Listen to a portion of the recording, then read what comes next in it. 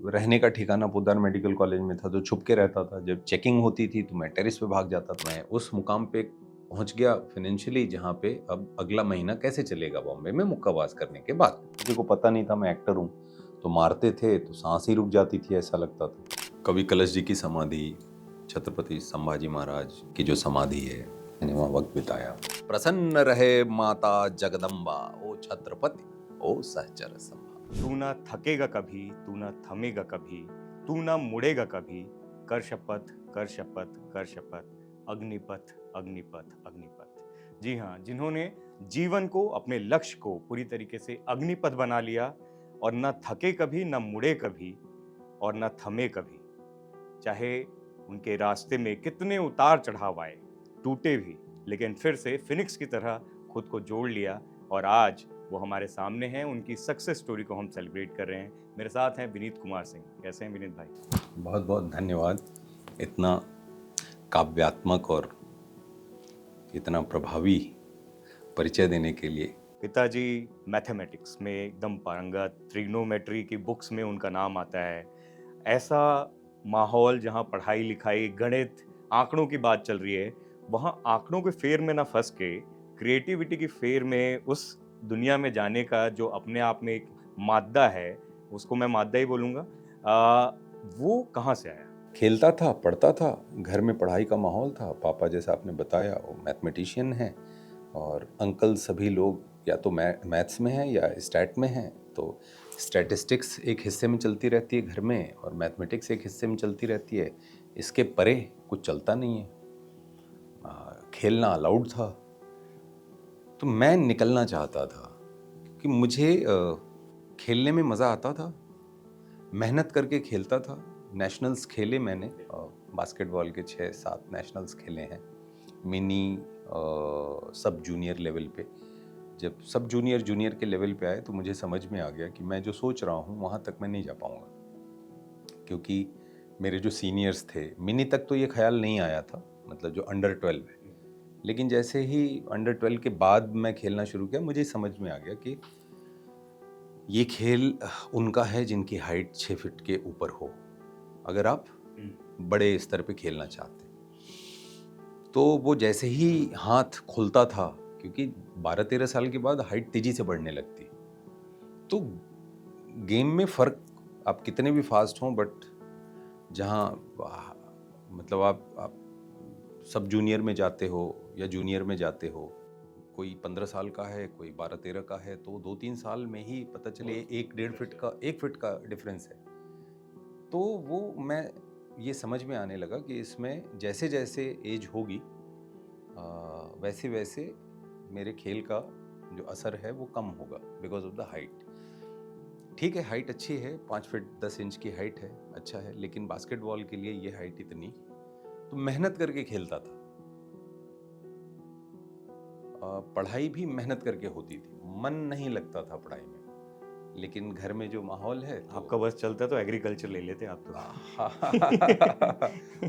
Art वगैरह में रुचि थी। मैंने इनफैक्ट बाद में कल्चर ऑनर्स लिया था बीएचयू में, जब ग्रेजुएशन के लिए मैं जाना चाहता था एनएसडी। तो ये था कि जल्दी से ग्रेजुएट होके मैं, बिकॉज ग्रेजुएशन की अहर्ता लगती है, बेसिक जो एलिजिबिलिटी है, तो मैं ये सब एक्टिविटी चालू थी मेरी। बट जब 9th-10th में था तभी ये समझ में आने लगा था कि पढ़ाई बड़ी मेहनत से होती है, खेलना भी मेहनत करके नेशनल्स तक जाता हूँ। एज एन एक्टर जब भी कुछ करता था तो कोई मेहनत नहीं करता था, वो अपने नैसर्गिक आप, था। हाँ अपने आप होता था। अब जैसे क्रिकेट मैच हो रहा है तो जो कॉलेज की टीम बन रही है तो उसके लिए मतलब एड़ी चोटी जोर लगा देता था, तब भी होऊंगा कि नहीं होऊंगा वाली स्थिति होती थी, है ना। क्रिकेट से एक प्यार हमेशा सभी को रहा है, सभी भारतीय को रहा है। फुटबॉल में भी ये होता था कि वो गोलकीपर बना दिया करते थे, तो रहता था, लेकिन उस स्तर पे भी नीचे से शुरू होता था। तो जब स्तर आगे बढ़ता तो मुझे समझ में आया कि फिर मैंने गलत ट्रेन पकड़ ली। तो ये एनालिसिस जो है, बिकॉज मेरे फादर का सब्जेक्ट रियल एनालिसिस है मैथमेटिक्स में, और ट्रिग्नोमेट्री उन्होंने, जो हाई स्कूल की बुक है यूपी बोर्ड की, तो उसमें उन्होंने लिखी है। तो मुझे ये समझ में आया मैं इस काम में कुदरती अच्छा हूँ, तो इसी को रोजी रोटी, इसी को प्रोफेशन, इसी को सपना क्यों ना बनाया जाए, और मज़ा भी आता है। स्कूल में नाटक में हिस्सा लेना शुरू हाँ, कर दिया सब सब चलता रहता था कुछ ना कुछ। तो ऐसे ये जहन में आया। अब दूसरी चीज़ें शुरू हुई कि अब बनारस से मुंबई कैसे जाऊँगा। तो ये जब 9th-10th में था, तब से मेरे अंदर पक रहा था कि मुझे मुंबई जाना है, मुंबई जाना है, मुंबई जाना है। पापा से एक बार शेयर किया था, लेकिन उन्होंने एक स्ट्रिक्ट नो, बिकॉज़ उनको ये था कि मुंबई में किसी को जानते नहीं हैं, कोई है नहीं। स्वभाव उनको ये था कि ये ज़िद्दी है, मैं थोड़ा इमोशनल भी हूँ, तब और ज़्यादा था। वो चीज़ हेल्प भी करती है एज एन एक्टर आपको, कि आप अगर वल्नरेबल हैं तो इट रियली वो हेल्प्स। स्ट्रेंथ है। हाँ, एक्टर के लिए वो स्ट्रेंथ है, बिकॉज जीवन की आपाधापी भाग दौड़ में आपकी वल्नरेबिलिटी की वजह से आपको चोटें लगती हैं, फिर आप धीरे धीरे सतर्क हो जाते हैं, फिर आप वो साइड को छिपा लेते हैं, फिर पता नहीं चलता कि वो कब आपके अंदर से कहीं गुम हो गई। पिताजी का तो आपने बताया, बाकियों से शेयर किया, उस समय कैसा रिएक्शन था उन लोगों का? कल्चरल एक्टिविटी, जहाँ मैंने बताया यूपी कॉलेज में, उदय प्रताप कॉलेज में कल्चरल एक्टिविटीज़ बहुत हुआ करती, तो वो सब की मनाही नहीं थी। पार्टिसिपेट ले करो आप, वो सब ठीक है। प्रोफेशनली मुंबई जाओगे, मतलब तभी बम्बई था, ये इसकी परमिशन नहीं। तो वो मेरा छोटा भाई कार्तिकेय, मेरी छोटी बहन मुक्ति, इन दोनों लोगों ने जो साथ दिया है तब से, अर्ली 90s की बता रहा हूँ। वो संबल होना, सपोर्ट सिस्टम होना अपने आप में बड़ी बात हाँ, और तब से मतलब हम लोग छोटे छोटे थे, ऐसे बिस्तर पे बैठते थे, तभी ये हुआ कि मैं तो बम्बई जाऊंगा, तो बोला पापा को कौन बताएगा, है ना, तो हम बोले पापा को बताओ ही मत। तो ऐसी ऐसी बातें हम लोग करते थे, तो हमें लगता था कि बम्बई हमारी ही है, तो ऐसा लगता था कि हाँ मैं बस पहुंच जाऊं वहाँ पे, सब हो जाएगा। वो शादियों में वो जो फिल्में दिखाई जाती थी, वहां से थोड़ा प्रभाव आया है, और वो बड़े बड़े आपको दिखते थे, वो हाँ, ऐसा लगता था कि ये हाँ, लोग बहुत बड़े हैं, जाइंट हाँ, टाइप्स। सरस्वती पूजा के दिन जो है पिक्चर दिखाई जाती थी, तो वो पर्दा लगाया जाता था, मतलब जैसे एक वक्त था वीडियो वाला, हाँ, पर्दा लगता पर्दा था। लगता, प्रोजेक्टर नुमा गांव जो, में भी हाँ, उसपे प्रोजेक्टर के थ्रू उसपे पिक्चर देखते थे, तो वो मेमोरीज, उसका इंतजार रहता था। तो सिनेमा जादू ही लगता था, हमेशा जादू ही लगता, तो मैं उसका जादू का हिस्सा बनना चाहता था, और मेरे अंदर ये बेचैनी रहती थी कि मैं कैसे करके पहुंच जाऊं, लेकिन ये नहीं पता था कि बम्बई पहुंचा कैसे जाता है। उस समय कौन से एक्टर्स थे जो प्रभावित करते थे आपको? सब लोग, पूरे देश को क्या, मतलब बहुत बड़े पैमाने पे ये जो नाम है, मतलब मैं नाम समझ लेने रहा में हूँ। मुझे ये और आप होता उसका है। हिस्सा भी रहे हाँ, थे। मैंने उनके साथ फिल्म भी की, अमिताभ बच्चन सर, तो हाँ, तो वो सौभाग्य रहा। उसके पहले एक फिल्म थी विरुद्ध, उसमें मैं असिस्टेंट जी, डायरेक्टर था। वो भी महेश मांजरेकर के तो साथ। हाँ, तो उसमें अमिताभ सर की ही फिल्म थी, उन्होंने प्रोड्यूस भी की थी, तो 60-70 दिन सेट पे था, तो वो एक कमाल का अनुभव था। बाद में एज एन एक्टर मौका मिला मुझे एक फ्रेम में सर के साथ खड़े होने का, सौभाग्य की बात है। तो वो एक असर था। सनी देओल सर की फिल्में बड़ी अच्छी लगती थी, संजू बाबा की फिल्में बहुत अच्छी लगती थी। दिल जब मैंने देखा था तो मुझे पता ही नहीं चला, देखते देखते मैंने हेयर स्टाइल चेंज कर ली थी। तो ऐसा असर पड़ता है फिल्मों का। शाहरुख खान सर की फिल्म, मतलब दीवाना जब देखी थी तो मतलब दीवाने ही हो गए थे हम लोग। तो बहुत बड़ा सपना मेरे लिए, ऐसा लगता है कि मैं जादू को जी रहा हूँ आज, कि जब शाहरुख खान सर से मुलाकात हुई और उन्होंने जिस तरीके से मुझे अनुभव कराया, मैं मुक्काबाज के बाद उनके घर गए थे। मन्नत जाने का मौका मिला था। तो जब आप मिले उनसे मुक्काबाज के बाद, क्या बात हुई, कैसे इंस्पायर किया उन्होंने? बहुत कमाल का एक्सपीरियंस था। शाहरुख सर ने जो एहसास कराया, एक अच्छा खासा, मुझे लगता है 31 मिनट हम ही लोगों को दे दिया, और मेरे लिए, मेरी बहन मेरे साथ थी, मेरी गर्लफ्रेंड रुचिरा वो मेरे साथ थी। मैं कैसे भूलूं कि कोई कितना संवेदनशील हो सकता है। कोई ऐसा वाक्य जो जहन में रह गया हो जिंदगी भर के लिए, जो उन्होंने बोला? काफ़ी बातें हुई, वो मित्र के जैसे बात करते हैं, बड़े भाई के जैसे बात करते हैं। ऐसा लगता ही नहीं कि अंदर तो है ना, मेरे अंदर तो है ना, क्योंकि पहली बार जब उनको देखा था तो बड़े पर्दे पे देखा था, और बार बार हम दोस्त गए उनको देखने के लिए। उसके बाद की हर फिल्म उनकी देखते रहे, है ना। वो दीवाना हो, डर हो, बाजीगर हो, दिलवाले दुल्हनिया ले जाएंगे हो, जो चली जो नहीं चली सबको देखते थे हम लोग। एक अटैचमेंट था, पता नहीं था कि सर्कल ऐसे कंप्लीट हो सकती है। बाद में उन्होंने बोला कि उनका तो वो जेस्चर कि वो सामने खड़े हुए और उन्होंने ये जो जेस्चर किया, मैं ऐसे करके खड़ा हो गया, मैं सर सर सर सर। कोई ऐसा वाक्य जो जहन में रह गया हो जिंदगी भर के लिए, जो उन्होंने बोला? काफ़ी बातें हुई। वो मित्र के जैसे बात करते हैं, बड़े भाई के जैसे बात करते हैं। ऐसा लगता ही नहीं कि अंदर तो है ना, मेरे अंदर तो है ना, क्योंकि पहली बार जब उनको देखा था तो बड़े पर्दे पे देखा था और बार बार हम दोस्त गए उनको देखने के लिए। उसके बाद की हर फिल्म उनकी देखते रहे, है ना। वो दीवाना हो, डर हो, बाजीगर हो, दिलवाले दुल्हनिया ले जाएंगे हो, जो चली जो नहीं चली सबको देखते थे हम लोग। एक अटैचमेंट था, पता नहीं था कि सर्कल ऐसे कंप्लीट हो सकती है। बाद में उन्होंने बोला कि उनका तो वो जेस्चर कि वो सामने खड़े हुए और उन्होंने ये जो जेस्चर किया, मैं ऐसे करके खड़ा हो गया, मैं sir sir sir sir. Mumbai कैसे आए? क्योंकि पढ़ाई भी कर रहे थे, डॉक्टर, और उसमें भी अच्छा किया है। ऐसा नहीं है कि सिर्फ काम चलाने के लिए। डॉक्टरी की पढ़ाई अपने आप में बहुत ही वास्ट और बहुत ही ऐसी है जटिल सी कि आपको बहुत मेहनत करना होता है। उसके साथ साथ लेकिन बैक ऑफ माइंड ये भी चल रहा है कि अदाकारी में, एक्टिंग की फील्ड में भी जाना है, जहाँ कोई गॉडफादर नहीं है। बहुत चकाचौंध भरी दुनिया है, इनसिक्योरिटी से लेके 50 चीज़ें हैं, लेकिन उस दुनिया में अपने दम पर कदम रखना है और साथ में पढ़ाई भी करनी है और किसी को बताना भी नहीं है।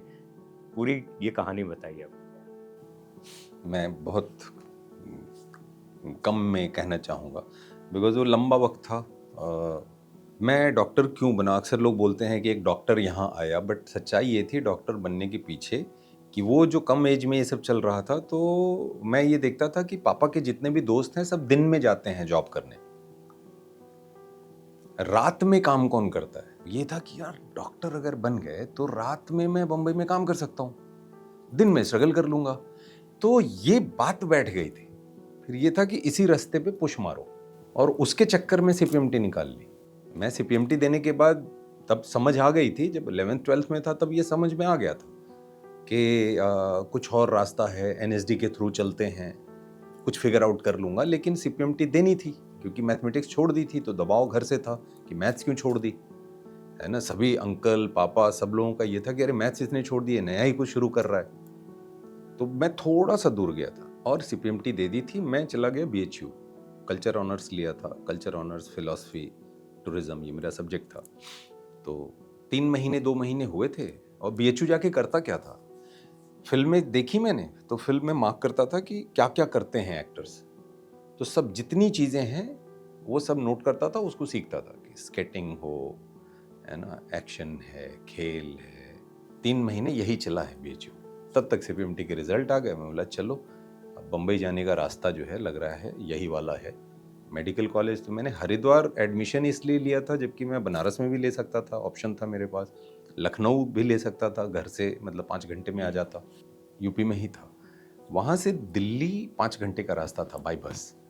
तो एवरी फ्राइडे मैं मेडिकल कॉलेज से एनएसडी चला जाता था। वहाँ जो भी एक्टिविटी, कुछ नहीं मिलता था तो जाके प्लेस वगैरह देखता था, कुछ नहीं मिलता था तो लोगों के साथ बैठ के बातें कर लेता था। तो जो प्लेस देखा था वही लिख के ऑडिशन दे दिया। मुझे तब ये नहीं पता था कि मतलब ऑडिशन में स्क्रिप्ट मिलेगी कि नहीं मिलेगी, तो मैं सीधा आ गया था मेडिकल कॉलेज से। तो उन्होंने बोला खुद से कुछ करिए, हम अभी की मतलब इनिशियल स्टेज का जो ऑडिशन होता है कि आप कुछ करिए वाला था। तो उस समय प्ले देखा था एनएसडी में, घासीराम कोतवाल। तो उसकी एक छोटी सी एक स्किट बना के मैंने कर दिया, हो गया। फिर आगे बढ़ी बात, फिर पहली फिल्म मिली और पहली फिल्म नहीं चली। फिल्म का नाम था पिता। वहाँ महेश मांजरेकर सर से मुलाकात हुई और जब नहीं चली उसके बाद मुझे लगा था, तभी कई बार मेरे उसमें ये हुआ कि अब हो गया, है ना। लेकिन उसके बाद कठिन समय शुरू हुआ। नागपुर से मुंबई फिर कैसे मैनेज किया? मेडिकल, मैं पोद्दार मेडिकल कॉलेज में रहता था, मेरे सीनियर थे वहाँ पे, तो छुप के रहता था क्योंकि ऑफिशियली अलाउड नहीं था।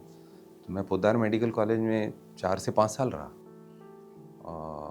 पढ़ाई मेरी नागपुर में थी। नागपुर में मेडिकल कॉलेज में जो दीवारों के रंग होते थे उससे डल कलर की शर्ट से आके खरीद के लाता था, उसको पुराना करता था और वो पहन के मैं क्लास में ऐसी जगह बैठता था कि मैं हूँ या नहीं हूँ पता न हाँ, चले। पता न चले। कभी हाथ नहीं उठाया, कभी किसी ऐसी जगह खड़ा नहीं होता था कि मेरे होने से या ना होने से कुछ मिस कर रहा हो कोई। जो मेरे रूममेट्स थे उनको थोड़ा सा इशारा किया था, लेकिन उन्होंने कभी किसी से कुछ, क्योंकि तब उनको ये था कि यार विनीत क्यों कर रहा है तू, यार छोड़ दे, है ना। आउट ऑफ कंसर्न ही था ये सब, इतने साल से लगा हुआ है, छोड़ दे अभी, क्यों क्या करेगा ये सब, अच्छा खासा है इसके लिए लोग। तो हमेशा वो सब यही मेरा ब्रेन वॉश करने में लगे रहते थे, है ना। किसी की शादी होती थी तो हंसी मजाक में भी अबे सबकी शादियां हो रही हैं तो क्या पागल के जैसे लगा हुआ है, सब कुछ होगा नहीं। तो प्यार से ही समझाते थे, नहीं समझाते थे। बनारस भी जाता था तो जो मेरे पुराने दोस्त थे वो भी समझाते थे, भाई कब तक चलेगा यार तुम्हारा, है ना, हम लोग कब से तुम्हारा देख रहे हैं, बस करो। वो पिताजी से वहाँ जब लोग पूछते थे कि क्या कर रहा है, और पिताजी वो कुछ बोल नहीं पाते थे। मेरे ख्याल पूरे से परिवार को वो फेस करना पड़ा और सभी के घर में ये एक स्थिति आ जाती है जब लंबा चल पड़ता है तो ये होता है, ये सवाल आते हैं और उसका जवाब नहीं होता था, बहुत तकलीफ होती थी। और बट एक उम्मीद थी कि हो जाएगा। जिद इस बात की थी कि जब तक मौका नहीं मिला है ना, तब तक चलो ठीक है। मौका मिल गया और मैं नहीं कर पाया तब मैं खुद ही लौट जाऊंगा, क्योंकि मैं उसके काबिल ही नहीं हूं, मैं उसके लायक ही नहीं हूं। मैं क्यों मांग रहा हूं, मैं तैयार ही नहीं हूं उसके लिए। महेश मांजरेकर ने आपके अंदर कुछ न कुछ देखा, टैलेंट देखा, रॉ टैलेंट देखा और मेहनत। आप मतलब मुझे याद है कहीं पढ़ रहा था कि आपने उस समय असिस्टेंट के तौर पर, सिर्फ असिस्टेंट इसलिए बनते थे कि आप ऑब्जर्व कर सको कि बड़े स्टार्स Yes. किस तरीके से Yeah. एक्टिंग करते हैं, क्या है। डेड बॉडी भी बने, या बॉडी डबल भी बने सुनील Yeah. शेट्टी के। सुनील शेट्टी सर की फिल्म थी पद्मश्री लालू प्रसाद यादव, उसमें मैंने डुप्लीकेट किया था। एक फिल्म थी रक्त, उसमें डेड बॉडी बनी। उसमें डेड बॉडी बनना था। तो बोला हाँ, मैं इसलिए रहता था कि किसी की नज़र पड़ेगी, कोई कुछ देखेगा, थोड़ा ज़्यादा मिल जाएगा, क्योंकि मैं किसी को जानता नहीं था। तो कोशिश ये होती थी जितना ज़्यादा सेट पे रहूँ उतना ज़्यादा संपर्क बनेगा तो कुछ रास्ता बन जाएगा। और इस उम्मीद में था कि कभी ब्रेक मिल जाएगा कुछ बढ़िया। और मैं एक्टर्स को देखता बहुत ध्यान से, जैसे ओम जी की फिल्म थी तो उनको ध्यान से देखता था, जितने भी एक्टर्स थे, कि दूसरे टेक में ये लोग करते क्या हैं। तो मेरी सारी ट्रेनिंग सेट पे हुई। और इस बीच में जब असिस्टेंट के तौर पे काम कर रहे थे, फाइनेंसेस, क्योंकि घर से मुझे मालूम है ज़मीर ऐसा है, इतने खुददार हैं कि घर से ज़्यादा हेल्प नहीं ले रहे थे, तो क्राइम पेट्रोल से लेके बहुत सारी चीज़ें की, लेकिन उसमें भी कैमियोस करते थे, फुल फ्लेजेड रोल नहीं करते थे। क्या पीछे कहानी क्या थी? मैंने एक डीडी का एक शो था जो दोपहर में आता था, तो ये था कि ये तो कोई देखेगा नहीं, और वो 5 से 7 दिन का काम रहता था। उसमें उनके पूरे महीने की जो जितना भी उनको मटेरियल चाहिए होता था, जितने एपिसोड चाहिए, तो 5 से 7 दिन की शूट में हो जाते थे। तो मैं एज ए लीड था और मैंने कई 100 एपिसोड किए उसकी वजह से मैं 3-4 साल सर्वाइव किया। तो 5-6 दिन काम रहता था, वो कर लेता था, और उसके बाद जो 22-23 दिन होते थे महीने को मेरे, तो मैं वो लगा रहता था। फिर कहीं कोई कैमियो आता था, ZTV का कोई शो है या किसी का स्टार प्लस का कोई शो है, तो कैमियो वगैरह छोटा 5-6 दिन का काम कर लेता था। लेकिन जब ये होता तो बड़ा है, फुल फ्लेजेड है, एकदम स्टैब्लिश हो जाएगा, तो उससे भागता था। मुझे फिल्में करनी थी। सबसे पहले जब यहाँ आया तो मेरी जो इंटर्नशिप का जितना पैसा था वो एग्जॉस्ट हो गया। फिर रहने का ठिकाना पोद्दार मेडिकल कॉलेज में था, तो छुप के रहता था। जब चेकिंग होती थी तो मैं टेरेस पे भाग जाता था या कहीं बाहर चला जाता था। पोद्दार मेडिकल कॉलेज में रहने के पीछे एक रीज़न ये भी था क्योंकि मैं पढ़ रहा था, तो यहाँ रात को जब दिन भर स्ट्रगल करके पोद्दार आता था तो रात को मेरे सीनियर्स के साथ पेशेंट्स के राउंड्स पे जाता था। तो नोट्स मिल जाती थी, बुक्स थी, कभी ऐसे ही चुपचाप जाके OPD में बैठ गया तो अब वहाँ हैं लोग, वो सब जानते हैं, तो उनमें धीरे धीरे लोगों को पता भी था, कुछ एक लोगों को। बट ऐसे करके उससे ये हुआ, मैं कभी आउट ऑफ टच नहीं गया कि यहाँ आता था, जो शेड्यूल रहता था असिस्टेंट डायरेक्टर के तौर पे, तो अभी 20 दिन का शेड्यूल किया, फिर भाग के नागपुर चला जाता। हाँ, तो फोर्थ फाइनल ईयर में पकड़ा भी गया था, उन्होंने रोक दिया था, फिर 1 साल बॉम्बे छोड़ दिया था, 1 साल फिर नागपुर मेडिकल कॉलेज में, एक दिन भी घर नहीं गया, छुट्टी ही नहीं ली, बॉम्बे भी छोड़ दी, बनारस भी नहीं गया। तो जो डीन सर थे उन्होंने बोला था कि मैं यहाँ 10 साल तक हूँ, अभी तुम यहाँ से डिग्री लेके नहीं जा पाओगे, पीजी की, एमडी की, आयुर्वेद की। मैं 1 साल रहा, कहीं गया ही नहीं। तो जब भी आते थे राउंड पे तो देखते थे, कभी ये तो ओपीडी में बैठा दिखता है, कभी लेक्चर्स वगैरह चल रहे हैं तो नज़र पड़ती थी, तो उन्होंने मार्क कर लिया था कि ये आदमी जो है ये फिल्मों में काम करता है और ये कैसे कर रहा है। तो उन्होंने पूछा था कि तुम ये क्यों कर रहे हो? मैंने बोला मैंने पापा को प्रॉमिस किया है। बोले तो क्या मतलब, ये पढ़ाई पूरी करने के बाद, एमडी की डिग्री लेने के बाद तुम क्या करोगे? मैं बोला पापा को जाके दे दूंगा। और प्रैक्टिस? मैं बोला नहीं करूंगा। फिर बोला बॉम्बे जाऊंगा। तो ये पढ़ाई तुमने क्यों की? बोला पापा के लिए की, उनको प्रॉमिस किया है कि मैं पढ़ाई बीच में नहीं छोड़ूंगा। तो बोले 1 साल इस चीज के लिए यहाँ पूरा साल बिताया? बोला हाँ, क्योंकि मेरे लिए ये बहुत बड़ी बात है, किसी और के लिए चाहे कुछ भी हो। पिताजी ने मुझे दुनिया में जगह दी और मैंने उनको प्रॉमिस किया, अगर अपने फादर से किया हुआ प्रॉमिस मैं नहीं निभा पा रहा हूँ, तो मैं किसी और को प्रॉमिस करके क्या निभाऊंगा। And I cleared my MD and I came, degree जाके पापा के पास रखी, मैं बोला मैं जा रहा हूँ बॉम्बे। अनुराग भाई से कैसे मिले? अनुराग कश्यप से? अनुराग सर को मैं मिला 2009 में, मामी फिल्म फेस्टिवल था, तो फन रिपब्लिक में एक कोरियन फिल्म थी, बहुत लोग देखने के लिए आए थे, तो सीट्स ओवर होता है ना कि कोई फिल्म सब चाहते हैं, सीट्स नहीं मिलती, तो मैंने तो अपना जुगाड़ कर लिया था। अपने पास जो होता है जब आप स्ट्रगल करते हो, सबसे ज़्यादा होता है टाइम, तो लंबी लाइन लगा के भी घुस जाते थे, कोई दिक्कत नहीं। तो वो फिल्म देखनी थी और अनुराग सर जब आए तो पूरा भरा हुआ था अंदर, तो मेरी नज़र पड़ी, क्योंकि मैं तब उनसे भी नहीं मिल पाता था, उनकी ऑफिस में भी मेरे लिए जाना बड़ा मुश्किल हो जाता था कि मैं जानता नहीं था किसी, कहने के लिए कुछ नहीं था। तो पहले वो फिल्म देखने के लिए अनुराग सर को मैंने देखा कि वो सीट खोज रहे हैं, सीट है नहीं, तो मैंने अपनी सीट ऑफर की कि आप मेरी सीट पे बैठ जाए, मैं कहीं भी बैठ के देख लूँगा।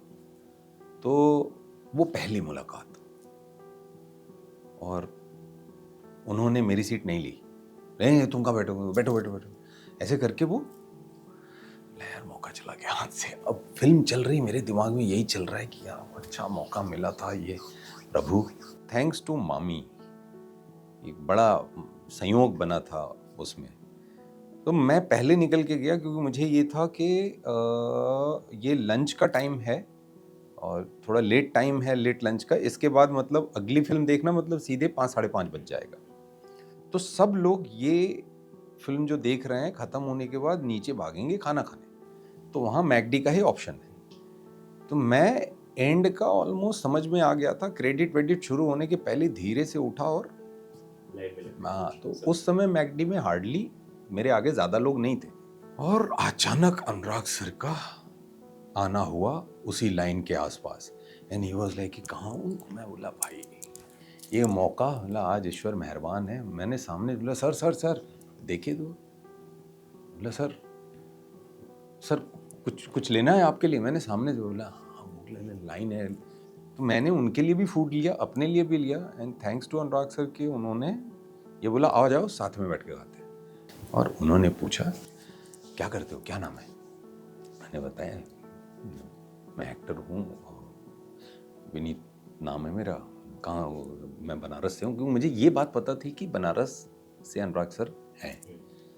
मैं अच्छा बनारस में कहाँ से हो? तो मैंने ऐसा ऐसा बताया थोड़ा। तो कब से हो बॉम्बे में? तो मैंने बताया मुझे हो गए 9-10 साल। 9-10 साल मिले क्यों नहीं? तो मैं बोला नहीं, मतलब क्या बोलूँ कि मैं आता था और एंट्री नहीं मिलती हाँ, थी। तो अच्छा उस दूसरा एक और ये भी था कि मेरे पास कोई ऐसा काम नहीं था तब तक दिखाने के लिए, और उन्होंने उस चीज़ को अप्रिशिएट किया और उन्होंने ये बोला कि मैं बनारस जाने वाला हूँ, मेरी तो जली बत्ती।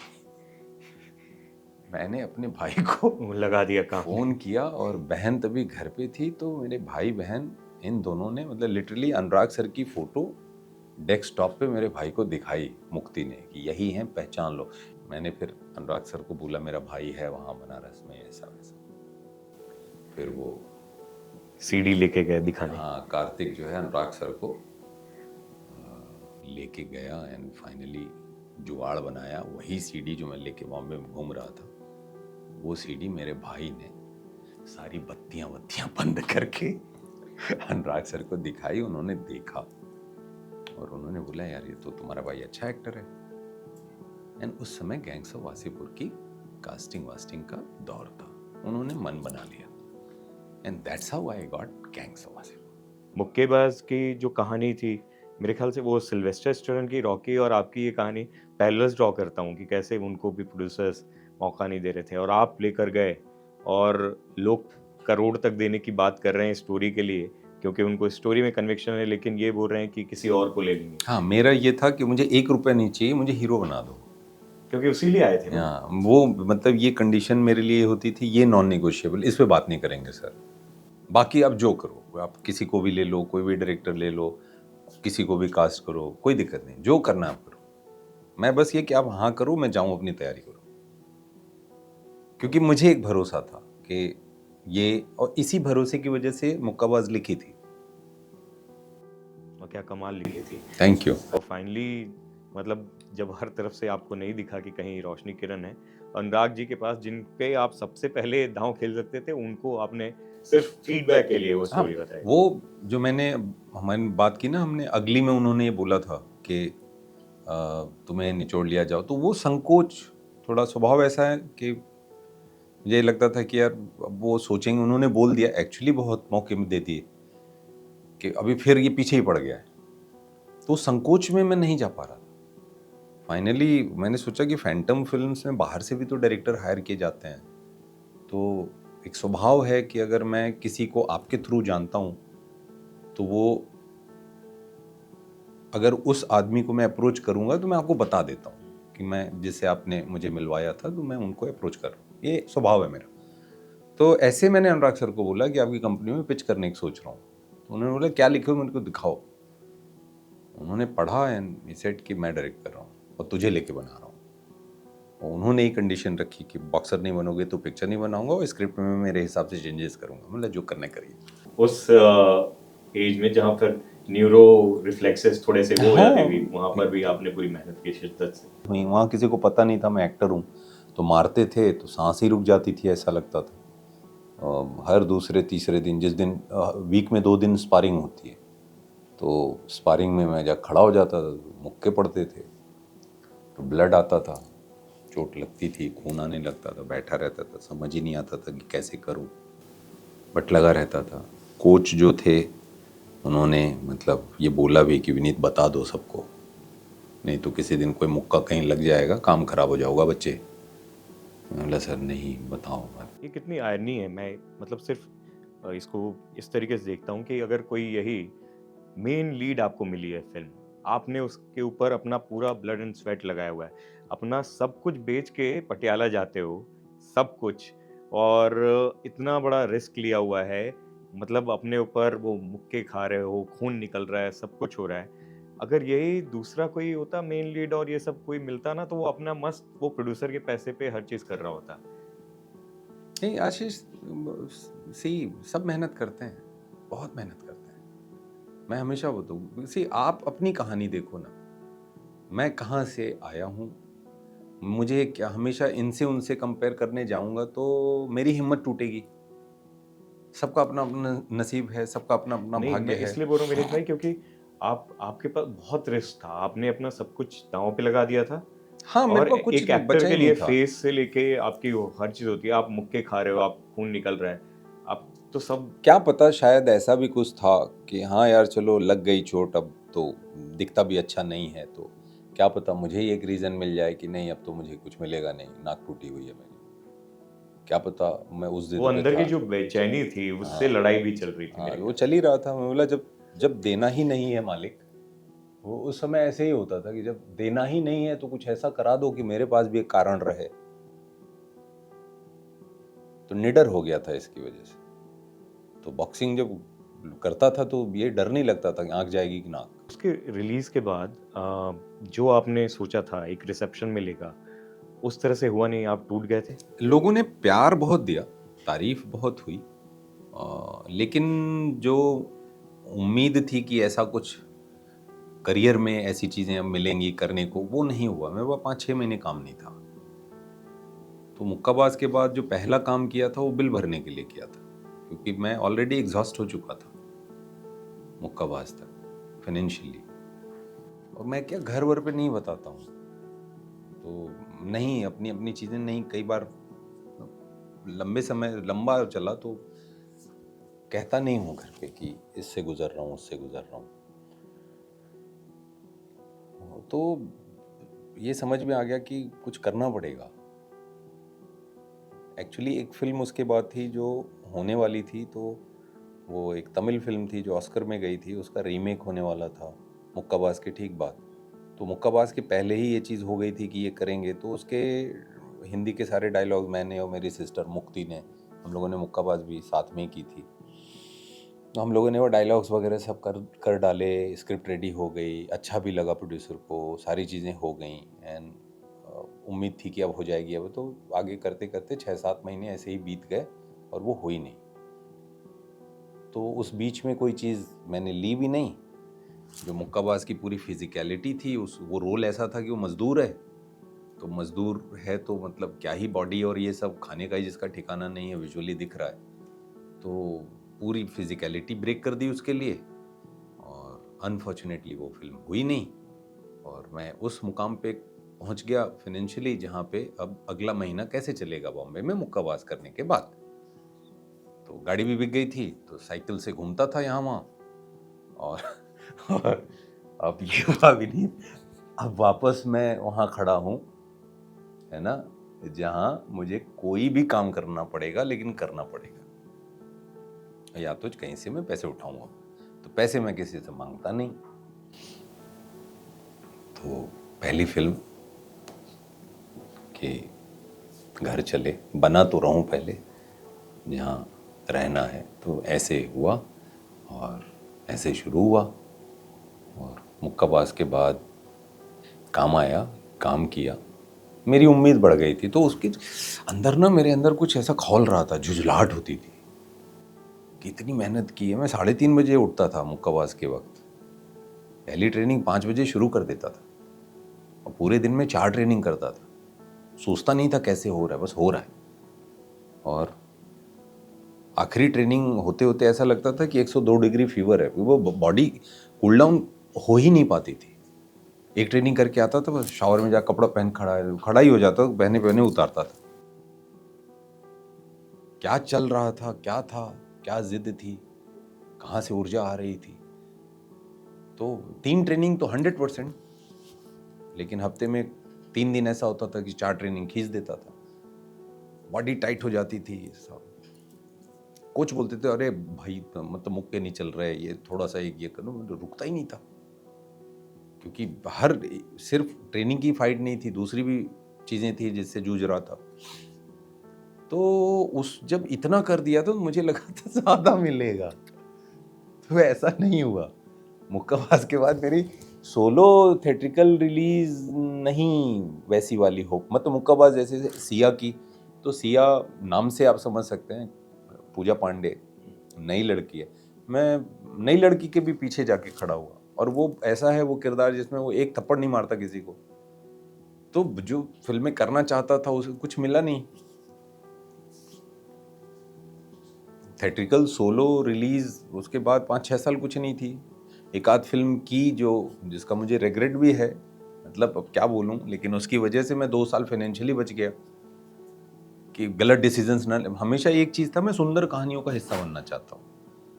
मैं अच्छे डायरेक्टर्स, अच्छे प्रोड्यूसर्स के साथ काम करना चाहता हूँ। डायरेक्शन में काम किया हूँ ना, तो मुझे ये पता है कि पिक्चर डायरेक्टर बनाता है। तो जब तक अच्छे डायरेक्टर की बोट में नहीं बैठूंगा, मैं कितना भी ताता थैया कर लूँ, बोट पहुंचेगी कहीं नहीं। एज एन एक्टर मेरी लिमिटेशन है, डायरेक्टर कहीं पहुंचाएगा मुझे, और प्रोड्यूसर फिल्म को लोगों तक पहुंचाता है। तो ये बहुत ज़रूरी हैं ये दोनों लोग। और अब ये 2025 ये साल बहुत कमाल होने वाला है, क्योंकि छावा जिस तरीके से उसका इम्पैक्ट हुआ है, और कवि कलश के तौर पर, मतलब मैं देख रहा हूँ सीन्स वायरल हो रहे हैं, ये जो फीडबैक मिल रहा है इस समय हर तरफ से, चहुओर से, उस पर क्या कहोगे आप? वो बोलते हैं हाँ तुम अच्छे हो, ये भी कई बार बहुत होता है। तो ऐसे भी कई हफ्ते कई महीने में हिम्मत जुटा के रह पाया। तो ये जो हुआ है, मैं उन सभी लोगों का जिन्होंने मेरे लिए कुछ कहा, मेरे लिए कुछ मुझे मदद की, डायरेक्टली इनडायरेक्टली, जिन डायरेक्टर्स ने मुझ में भरोसा रखा, जिन प्रोड्यूसर्स ने मुझ में भरोसा रखा, जिन जर्नलिस्ट ने मुझ पे भरोसा रखा, मेरे काम के लिए कुछ कहा, और दर्शकों का जिन्होंने मेरे काम को देखा, और उन सभी लोगों का मैं ऋणी हूँ। मैं उन सब का धन्यवाद करता हूँ, आभारी हूँ, कृतज्ञ हूँ। Thank you so much. तो बहुत नया सा एहसास है, जीवन में कभी ऐसा कुछ अनुभव नहीं किया। मुक्काबाज के बाद हुई थी चीज़, लेकिन ऐसा नहीं हुआ था। क्लाइमेक्स का जो सीन है ना, उसके सीन्स को लोग काट के उस पे बात कर रहे हैं, हर तरफ उसकी चर्चा हो रही है। खासकर वो एक सीन है जिसमें आप बेहोश हो जाते हो और फिर अचानक से आँख खुलती है और राजे आवाज़ जो देते हो, थैंक यू सो रोंगटे मच। खड़े वो कर देते लक्ष्मण उतेकर सर का आइडिया था, एंड मैं लक्ष्मण उतेकर सर का धन्यवाद करना चाहता हूँ। Thank you so much sir, आपने मुझे ये मौका दिया। Thanks to Vaibhav Vishant anti casting, जिन्होंने कास्टिंग की। लक्ष्मण सर ने मेरा ऑडिशन नहीं लिया, जबकि मेरी एक भी तस्वीर नहीं है जो पीरियड में किसी उसमें नज़र आए। लेकिन उन्होंने बोला सर, मैं लक्ष्मण सर ने यही बोला, मैं आपको ही देख रहा हूँ। तो ये बहुत बड़ी बात है मेरे लिए, and thank you so much to, मतलब दिनेश विजन सर, पूजा विजन, मैटॉक फिल्म्स, उन सब लोगों ने का जिन्होंने मुझे ये मौका दिया। वो जब सीन है जिसमें विक्की और आप छत्रपति संभाजी महाराज और कवि कलश जी बंधे हुए हैं, उनके सारी यातनाएं हो रही हैं, क्या चल रहा था आपके अंदर? तुलापुर गया था पहले, और वहाँ जाके बैठा था। कवि कलश जी की समाधि, छत्रपति संभाजी महाराज की जो समाधि है, और वहाँ एक भगवान शंकर का मंदिर है, दोनों समाधि के बीच से रास्ता जाता है। मैंने वहाँ वक्त बिताया, अकेले ही गया था। आई वाज जस्ट थिंकिंग, मैं ब्लेसिंग्स के लिए गया था। मैं ये यात्रा शुरू कर रहा हूँ, आप लोग जहाँ भी हैं, मुझे इतनी शक्ति दीजिए कि मैं अपने काम के माध्यम से कहीं कम ना पड़ूं। तो वो बड़ी इमोशनल सी फीलिंग है, बड़ी अजीब सी बात है, लेकिन वो एहसास मेरे साथ था जब मैंने किरदार काम करना शुरू किया। तो the day I was doing this scene, तो वो वीडियोस में देखता था कि उस दिन मैंने फील क्या किया है। प्लस विक्की के लिए एक हमेशा से ना भाई का एक एहसास रहा है, क्योंकि विक्की जब गैंग्स ऑफ वासेपुर में ही वाज असिस्टेंट डायरेक्टर, मैं एज एन एक्टर था। विक्की तब भी बहुत मेहनत करता था, विक्की आज भी बहुत मेहनत करता है। Is very sincere, hard working, very good talent. तो विक्की से एक अटैचमेंट ऐसी है, और जब बांध के रखा था तो हम दोनों ऐसा एक बार सीन शुरू होने के पहले मिले, लेकिन पूरा हम दोनों खून में थे, ब्लड। तो ऐसा भी नहीं था कि we can hug each other, just ऐसा करके एहसास वाला हग था।